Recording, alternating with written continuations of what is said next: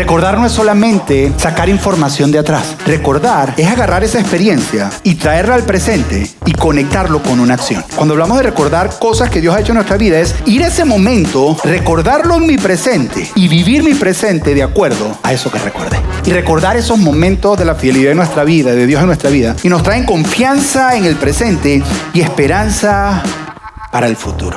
Un estudio de la revista Times hace unos años atrás dice que un goldfish tiene la capacidad de recordar 9 segundos. Nosotros tenemos la capacidad de recordar 8 segundos únicamente. Hay una tendencia en nosotros los seres humanos de olvidar las cosas. Incluso de olvidar las cosas buenas. Es por eso que Dios le dice al pueblo de Israel en Deuteronomios, les dice algo que creo que es importante que nosotros guardemos en nuestro corazón. Les dice, pero ten cuidado, asegúrate de nunca olvidar lo que viste con tus propios ojos. No dejes que esas experiencias se te borren de la mente mientras vivas. Y asegúrate de transmitirlas a tus hijos y a tus nietos. No olvides las experiencias que tuviste. Y Dios sabe esto, y esto fue hace miles de años atrás. Y sabe que hay una tendencia en el corazón humano de olvidar. Pero tú y yo estamos en problemas más graves que esta gente.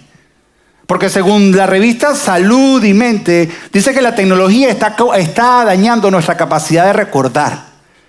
Que la tecnología está afectando nuestra memoria. De hecho, dicen que sufrimos de algo llamado amnesia digital. Tú y yo sufrimos de eso, donde dice, la facilidad de buscar información en línea ha disminuido nuestra capacidad de recordar hechos básicos de nuestra vida. En lugar de memorizar información, hemos aprendido a recordar cómo encontrarla. ¿Sabes qué he descubierto yo? Que a nosotros se nos está olvidando cómo recordar. Y es muy importante recordar para nuestra vida. Es por eso que estamos haciendo esta serie, para prepararnos para el Día de Acción de Gracias, para que no se nos olvide, recordar. ¿Será que me acompañas a orar? Vamos a orar. Padre, Señor, gracias por la oportunidad, Señor, de poder presenciar estas personas que dieron, Señor, testimonio público de su fe en ti, Señor. 24 personas, Señor. Que nunca olvidemos esto y lo guardemos en nuestro corazón, Señor. Queremos aprender, Señor, a recordar. Queremos unirnos a esas palabras que dijo el salmista. Bendice alma mía el Señor y no olvides sus beneficios. Hay una tendencia en nosotros de olvidar, Señor, y queremos aprender de ti. Queremos que nos enseñes a recordar. El que habla, Señor, reconoce que es pecador y de ninguna manera me siento experto en este tema. Más bien soy un estudiante junto con mis hermanos, y te quiero pedir que tu gracia me alcance y tu misericordia me abrace. Que llenes mi voz de tus palabras y mis palabras con tu voz, Señor. Si hay algo en lo que voy a decir que venga de mi humanidad, no me permitas decirlo, y si lo llego a decir, bórralo del corazón de mis hermanos, Señor. Mi anhelo el día de hoy es que te escuchemos a ti. Así que háblanos. En el nombre de Jesús, amén. Amén. En esta época de fin de año, por lo general nosotros empezamos a evaluar, empezamos a ver cómo ha sido nuestro año. Y hay una tendencia en la mayoría de nosotros de pensar que no ha sido un buen año. Empezamos a decir, ¿sabes que no ha sido un buen año? Empezamos a pensar, yo hubiera hecho... Y yo creo que muchas veces se nos olvida, porque es que se nos olvida recordar esas oraciones que le hicimos nosotros al principio del año. Cuando estábamos haciendo ese ayuno que hacemos todos los años y le pedimos cosas a Dios como, Señor, este año quiero estar más cerca de ti. Señor, este año quiero más de ti en mi vida y menos de mí. Quiero lidiar con esas áreas de mi vida que no me han dejado crecer. Quiero alcanzar lo que tú tienes para mí. Y le hacemos esas oraciones a Dios y empezamos a vivir procesos en nuestra vida donde Dios está haciendo eso en nosotros y nos quejamos y decimos, Señor, yo no pedí esto. Entonces Dios nos tiene que recordar esas oraciones que hicimos. Y el problema es que hay una desconexión entre nuestra petición a Dios y lo que Dios tiene que hacer para conceder nuestras oraciones. Entonces le pedimos a Dios, yo quiero más de ti. Y Él dice, ok, voy a hacer algunas cosas que tal vez te van a incomodar. Porque algo que he descubierto de Dios es que para hacernos crecer, a Dios le encanta incomodarnos. A Él le encanta incomodarnos. Le encanta. Es más, yo creo que Jesús se paraba todas las mañanas a decir, déjame ver a quién voy a incomodar hoy. Ponte a pensar, la vida de Jesús era una vida donde constantemente incomodaba a las personas que se sentían que estaban muy cómodas. De aquellos que estaban incómodos los consolaba. Esa era la vida constante de Jesús. ¿Y por qué te cuento esto? Porque quiero leer una historia que nos va a ayudar a no olvidar recordar. Pero en esta historia Él incomodó a los discípulos y probablemente nos va a incomodar un poco el día de hoy. Un poco el contexto es el siguiente. Jesús tiene una discusión con los fariseos, con los líderes religiosos de la época, donde ellos por falta de fe le dicen, danos una señal para creer. Danos una señal para creer en ti. Y Jesús dice, yo no les voy a dar ninguna señal. Y Jesús va y se monta en un barco y va con los discípulos en el barco. Y aquí es donde empieza esta conversación. Jesús está en un bote con el barco. A veces me pregunto, ¿por qué Jesús hace todas estas cosas en los barcos? Mi conclusión es que no tenían para dónde salir corriendo y tenían que estar en el barco. Es como cuando Dios te habla en la ducha. Dios te habla en la ducha. Estás desnudo, no tienes para dónde ir. O sea, te toca esperar ahí.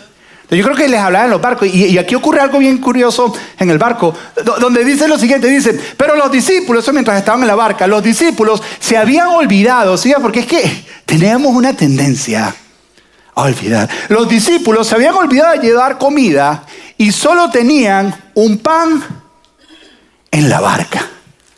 Un pan. No era pan piñita porque este pan es riquísimo, pero era un pan. Ellos solo tenían un pan en la barca. Y al parecer estaban discutiendo acerca de quién fue el responsable, quién era el encargado del pan hoy. Porque somos 12 y hay un pan y tenemos hambre. ¿Cómo vamos a arreglar esta situación? Y mientras ellos están discutiendo, Jesús al parecer los ve discutiendo y lo ve hablando entre ellos. Y Jesús les dice, mientras cruzaban el lago, entonces Jesús les advirtió, porque ellos estaban hablando acerca de, tenemos un pan, ¿qué vamos a hacer? Él les advirtió, atención, tengan cuidado con la levadura de los fariseos y con la de Herodes. Clásico Jesús, te habla de algo que no tiene nada que ver con lo que tú estás haciendo. Si yo a veces personas dicen, uy, a mí me hubiera encantado caminar con Jesús y conversar con Él, tuviera todo mucho más claro. No. Escúchame, Jesús era 100% hombre y 100% Dios. Cuando tú hablas con una persona que es 100% hombre y 100% Dios, a veces vas a quedar confundido. Sí, ellos están hablando de pan y Jesús le dice, hey, cuidado con la levadura de los fariseos y con la levadura de Herodes. Y ellos dicen, Jesús, aquí no está en el barco ni fariseos ni Herodes. ¿Qué vamos a comer? ¿Qué vamos a comer? Y el punto de Jesús tenía que ver con levadura. O sea, la levadura siempre una metáfora de algo muy poquito que le echas a mucha masa que tiene la capacidad de afectar toda la masa. Sí, un poco de levadura leuda toda la masa. La levadura es un hongo y muchas veces la levadura era una metáfora o una ilustración del orgullo de las personas. El orgullo de los fariseos, el egocentrismo. Tengan cuidado con eso, la religión de ellos. Muchas veces la levadura era considerada, hay personas que interpretan esto, es que Herodes tenía que ver con política y los fariseos con religión. Y Jesús estaba diciendo, no me mezcles a mí con política y religión. Pero cuando tú lees el contexto, ellos vienen donde estaban hablando acerca de dame una señal para creer. Eso es incredulidad. Y en ese contexto ellos están luchando acerca de pan y qué pan hay. Y para mí Jesús está hablando aquí levadura, el contexto de levadura tiene que ver con incredulidad. Incredulidad. Porque es la última conversación que tuvo con los fariseos. Él les está diciendo un poquito de incredulidad les va a afectar todo lo que han venido haciendo. Pero los discípulos son como tú y como yo, no entienden. Jesús les está hablando de levadura y ellos creen que Jesús sigue hablando del pan. O sea, Jesús les está hablando de algo más profundo y ellos todavía creen que Jesús habla del pan porque ellos contestan, al oír esto, comenzaron a discutir entre sí. Es que yo me los imagino peleando. Fue culpa tuya, no fue culpa tuya. Pues no habían traído nada de pan. Jesús les está hablando de incredulidad y ellos creen que Jesús está hablando de pan. ¿Por qué? Porque Jesús usó la levadura como ejemplo y están confundidos los pobres muchachos. Y Jesús les dice algo. Le dice, ¿ustedes quieren hablar de pan? Ok, les voy a hablar de pan. Voy a enseñarles. Pero antes de explicarles, les dice algo. Y mira esto, porque esto es bien importante. Jesús les dice, Jesús supo que hablaban entre sí y les dijo, ¿por qué discuten por no tener pan? Es como diciendo, yo no les estoy hablando del pan. O sea, ¿por qué ustedes siguen hablando de eso? Y les dice, ¿todavía no saben ni entienden? Dice, ¿tienen el corazón demasiado endurecido para comprenderlo? ¿Cómo sabes que cuántos de ustedes saben que cuando Jesús te hace una pregunta no es para él, sino para ti? No es que Jesús no sabe, es que tú necesitas saber. Continúa y dice, ¿tienen ojos y no pueden ver? ¿Tienen oídos y no pueden oír? Y mira esto, porque aquí está la clave. Ellos están hablando de pan. Y Jesús está hablando de incredulidad. Y les dice, ¿no recuerdan nada en lo absoluto? A ellos se les había olvidado. Ahora, es imposible no conectar o no ver la conexión que hay entre tu capacidad de recordar y tu capacidad de saber.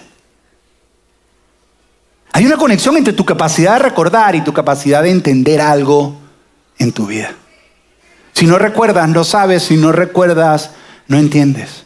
Hay una capacidad de recordar que está conectado con tu corazón y el endurecimiento de tu corazón. Recordar tiene que ver con ver las cosas hermosas que Dios hace en tu vida. Recordar te permite escuchar las bondades de Dios. En el pensamiento judío, recordar es muy diferente a lo que nosotros recordar. A mí me encanta el idioma hebreo bíblico, porque en el idioma hebreo bíblico una palabra no significa simplemente... para nosotros una palabra tiene que ver con solamente conocimiento cognitivo, pero no está relacionado con acción. Te doy un ejemplo. La palabra en hebreo para escuchar es la palabra Shema, que significa escuchar, pero no solo significa escuchar. Significa escuchar y obedecer. Si tú escuchas y no obedeces, no escuchaste.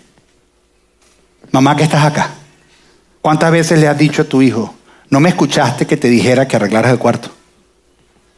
Si ella no arregló el cuarto para ti, no escuchó. Lo mismo ocurre con recordar. Recordar no es solamente sacar información de atrás. En el pensamiento judío, recordar es agarrar esa experiencia y traerla al presente y conectarlo con una acción.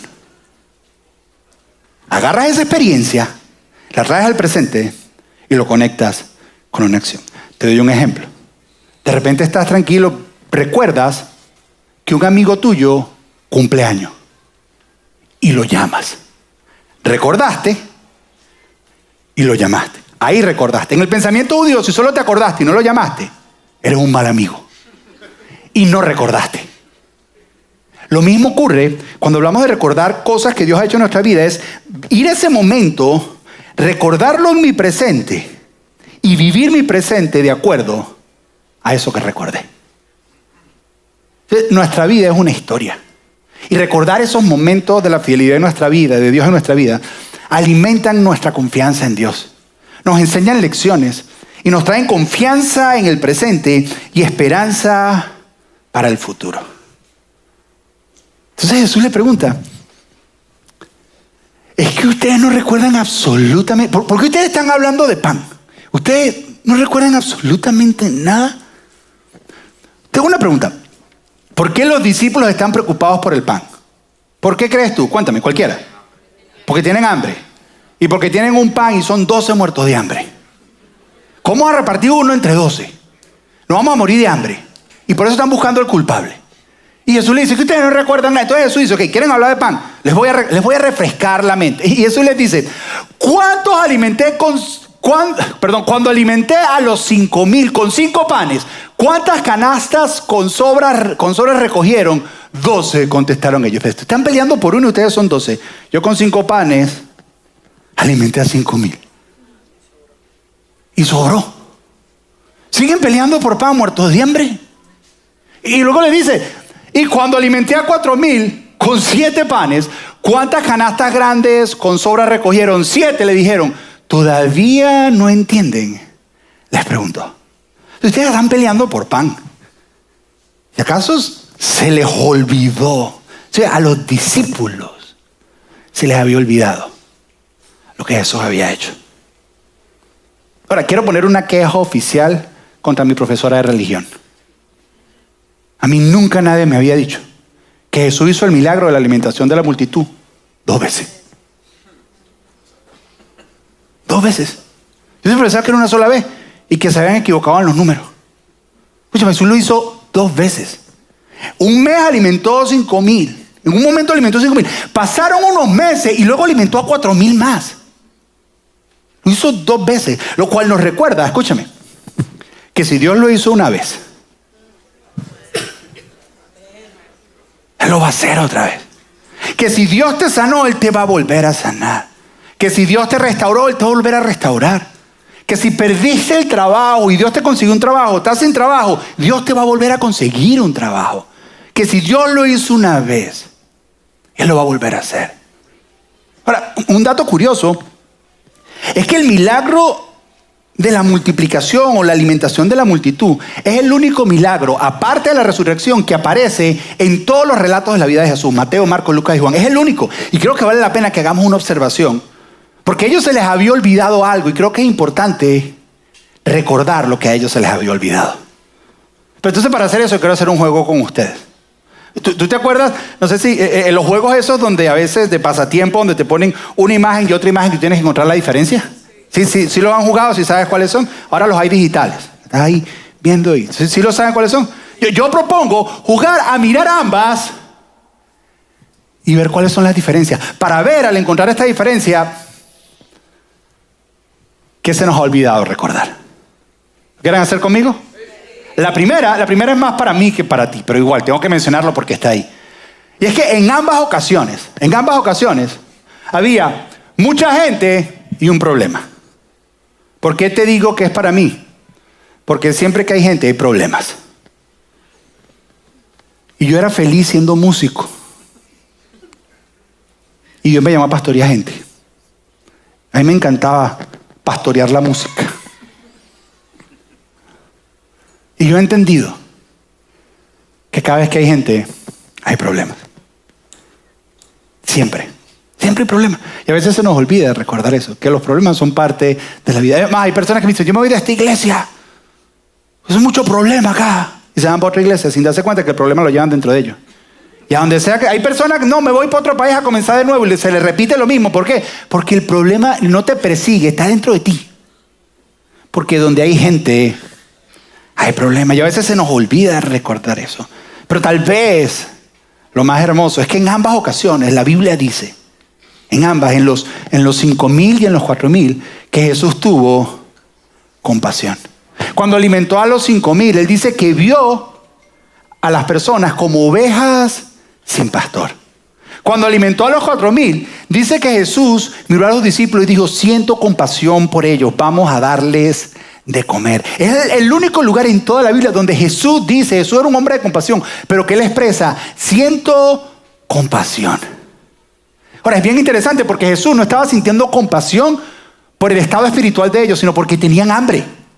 O sea, que a Jesús no solamente le importa la condición de tu alma y de tu espíritu, también le importa tus necesidades básicas como comer, como qué te vas a poner, como pagar tu renta, como tu trabajo, como tu salud emocional. Jesús tiene compasión por todo lo que tú eres.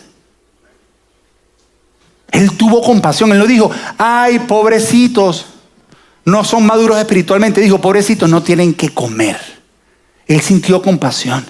Lo que te deja saber a ti, que no importa lo que sea que tú estés viviendo, si es importante para ti, es importante para Dios. Que si es importante para ti, es más, me atrevo a decir que es más importante para Dios. ¿Por qué? Porque tú eres importante para Dios. Y es todo lo que tú eres. Y Él sintió compasión y Él siente compasión por ti. No olvidemos recordar que Dios es un Dios compasivo, que ve nuestras necesidades y lo que estamos viviendo. Y se mueve a compasión hacia nosotros. Él inclina su oído a nosotros.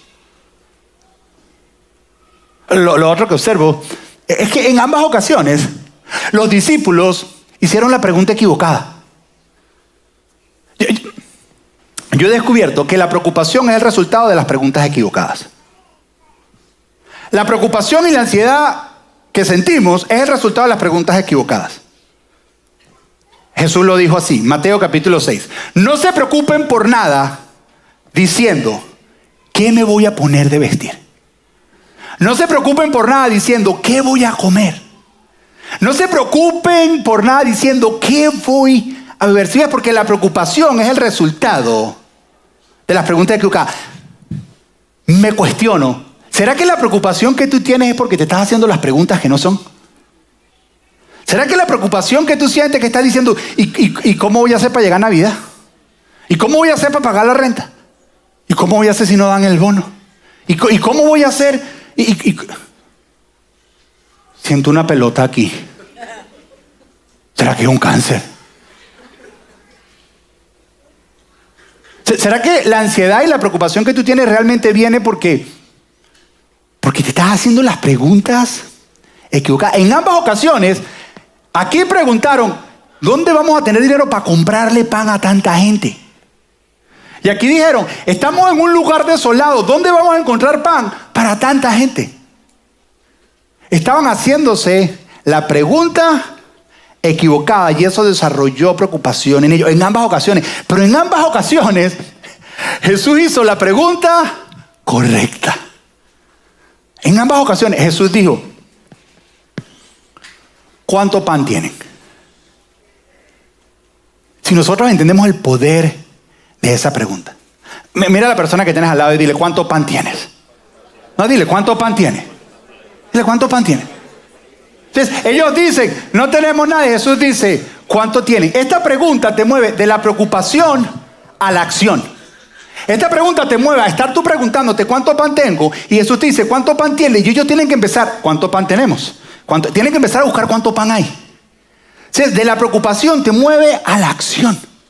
Te mueve a hacer un inventario interno de qué es lo que Dios ha puesto. Esta pregunta te mueve de dejar de estar enfocado en lo que no tienes y enfocarte en lo que sí tienes, en lo que Dios te ha dado. Esta pregunta te mueve de dejar de estar enfocado en lo que perdiste y enfocarte en lo que todavía tienes en tus manos. ¿Cuánto pan tienes? ¿Sabes qué he descubierto yo? Es muy fácil celebrar el pan de otros en Instagram. Es muy fácil ver el pan de otros en Instagram y decir, mira cuánto pan tiene él, y no darte cuenta cuánto pan tienes tú. Y a veces juzgamos nuestro pan, y a veces juzgamos el pan de otros. Es más, algunos de ustedes están juzgando mi pan. Y ese pan, así no era. En la época de Jesús así no era el pan. No era tan rico. Así no era el pan en la época de Jesús. Es más, algunos están diciendo, espérate, tu ejemplo está incompleto. No, tú no lees la Biblia, no falta el café con leche. En la multiplicación habían panes y ¿qué? ¿Dónde están los peces? ¿Dónde están los? Te estás incompleto, escúchame. Lee la historia. Véalo en tu casa, léetela. Jesús nunca preguntó por peces. Jesús preguntó por pan. En el proceso de buscar por el pan, encontraron los peces. En el proceso que tú haces un inventario a ver cuánto pan tienes, descubres que Dios te ha dado más de lo que tú crees. Y te das cuenta, no solo tenemos pan, Jesús, también tenemos peces. ¿Cuánto pan tienes? Por eso Jesús te hace hacer una pausa y hacer un inventario interno. Y en vez de estarte enfocando en lo que no tienes, te dice, mira lo que tienes, que aunque no lo creas, tienes más de lo que crees. Y tú estás buscando pan y de repente salen peces y tú dices, son los peces. Jesús no pidió peces, Jesús, pero aquí tenemos unos panes y unos peces. ¿Cuánto pan tienes? En ambas ocasiones Jesús hizo la misma pregunta. Te pregunto a ti, ¿cuánto pan tienes? Deja de estar viendo el pasado, deja de estar viendo qué fue lo que no tienes, qué fue lo que perdiste. ¿Qué es lo que tienes ahora? ¿Qué está en tus manos? En ambas ocasiones también algo que descubro es que lo que tenían era muy poco. Y no les alcanzaba para las circunstancias que estaban enfrentando. En ambas situaciones lo que tenían no les alcanzaba. Y a lo mejor tú dices, Josué, lo que yo tengo no me alcanza para enfrentar la situación que estoy viendo. ¿Sabes qué? Yo no tengo suficiente para ser el esposo que debo ser. Yo no soy lo suficiente para ser el líder que debo ser. Yo no soy lo suficiente para ser el padre que debo ser. Yo no tengo lo suficiente. Más recursos, no tengo suficientes recursos económicos, Señor, para hacer. Y ¿sabes qué he descubierto yo con el tiempo? Que dependiendo en las manos de quién esté algo, eso determina el valor de eso. Te doy un ejemplo. Un bate en mis manos, $14.95. Bien barato. Un bate en las manos de él, unos cuantos miles. Una pelota de baloncesto en mis manos, $19.99. En las manos de LeBron James.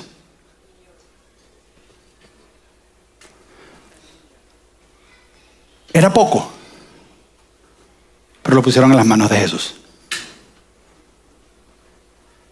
Y cuando lo que no tienes, o cuando lo que tienes no es suficiente, lo mejor que tú puedes hacer es ponerlo en las manos de Jesús. Dice, ¿sabes qué, Señor? Esto es lo único que tengo. No tengo más nada.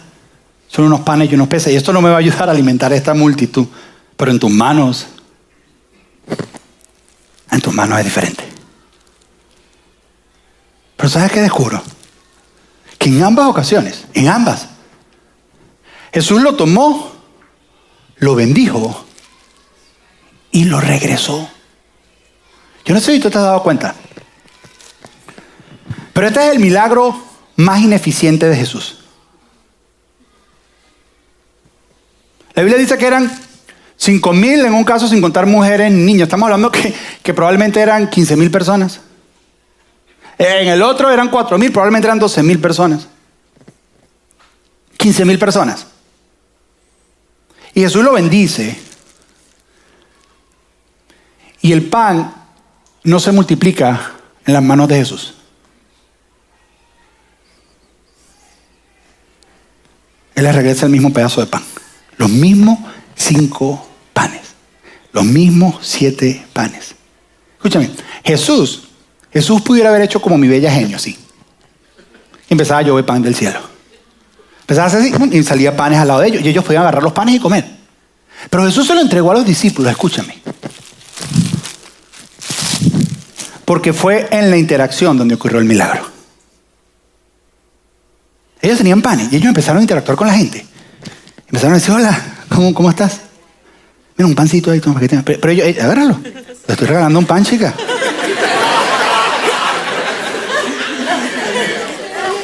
Y ellos no sabían si le iba a quedar o no. Entonces, mientras ellos cortaban el pan, y hacían un pedacito de pan para que lo disfruten. Ellos sabían, ellos decían, para que comas pancito, para que te lo disfrutes. 2. No, uno mejor, no sabemos si va a alcanzar para todos. Toma, un pancito aquí para acá. Y escúchame, ellos iban repartiendo. ¿Tú quieres un pancito? Mira, un pancito. Toma, este es riquísimo, un pancito. Y ellos iban, escúchame. Y mientras iban yendo, ellos se daban cuenta que a mí no se me está reproduciendo, pero a ellos se les reproducía, usar la imaginación. Y mientras ellos, escúchame, en la interacción, en el, ¿dónde vive? Sí, yo también vivo en el Doral, toma. Sí, en el contacto, en el creer por fe. El pan se multiplicó en las manos de ellos mientras ellos caminaban por fe. En lo que Jesús les había dicho. No se te olvide recordar esos momentos donde Dios te dijo que hicieras algo por fe. Y viste milagros hacerse en tus manos. Que tú dijiste, yo no sé cómo. Yo no sé cómo ocurrió. Mira, repártenselo ahí entre ustedes y que los demás sean todos unos envidiosos. Yo no sé cómo. O sea, no se te olvide recordar, hacer las preguntas correctas. No se te olvide recordar, ponerlo en las manos de Dios. No se te olvide recordar cuando Dios hizo un milagro en tus propias manos. Y tú no sabes cómo pasó. Tú no sabes cómo ocurrió. No se te olvide recordar, hacer un inventario de todas las cosas buenas que Dios ha traído a tu vida. No se te olvide. Hay algo que yo no entiendo. Hay algo que yo no entiendo. Espero que ninguno estaba en dieta low carb.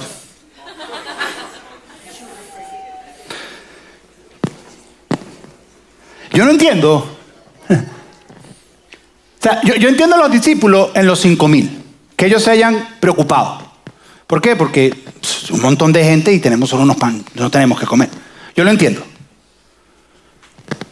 Pero unos meses más tarde, los 4,000. Yo me imagino que si ellos decían, ok, la gente tiene hambre, no tenemos mucho. Lo lógico era, ¿qué fue lo que hizo? Busquen panes ahí. ¿Cuánto pan tenemos? Vamos a hacerlo a Jesús. Yo me imagino, pero no lo hicieron. No lo hicieron. Se les había olvidado lo que Dios había hecho. Porque los discípulos eran como Dory, la de Finding Nemo, que sufrían de pérdida de memoria a corto plazo. Y yo creo que nosotros somos iguales. Yo creo que a nosotros se nos olvida recordar todas las bendiciones de Dios en nuestra vida. Yo creo que a nosotros se nos olvida recordar, buscar el pan que tenemos. Yo creo que a nosotros se nos olvida recordar poner ese pan en las manos de Jesús y decirle, Jesús, haz algo. Yo creo que a nosotros se nos olvida recordar las veces que Dios ha hecho milagros en nuestra vida que no entendemos cómo ocurrieron. Y estamos como Dori, teniendo la misma conversación una y otra vez y nos repetimos. Y caemos en duda. Y por eso es importante recordar. Yo he descubierto que a mí se me hace más fácil encontrar a Dios en el pasado que en el presente. Dios siempre está presente. Pero a veces las circunstancias del presente son tan fuertes que no permiten que yo lo vea. Y cuando eso ocurre en mi vida, yo me detengo y miro para atrás. Y puedo ver la vez que en mi vida Él multiplicó 5,000. Y puedo ver la vez que en mi vida Él multiplicó 4,000. Puedo ver la vez que en mi vida rescató del vientre de mi esposa a mi hijo Nicolás. Puedo ver las veces en mi vida que este lugar estaba en una deuda que no teníamos cómo salir y en un día Dios suplió. Puedo ver las veces en mi vida que me ha levantado y me ha restaurado. Puedo ver cada una. Y cuando yo veo eso, yo recuerdo y me traigo esa experiencia al presente y me da una confianza en que si Él lo hizo una vez, Él lo va a hacer otra vez.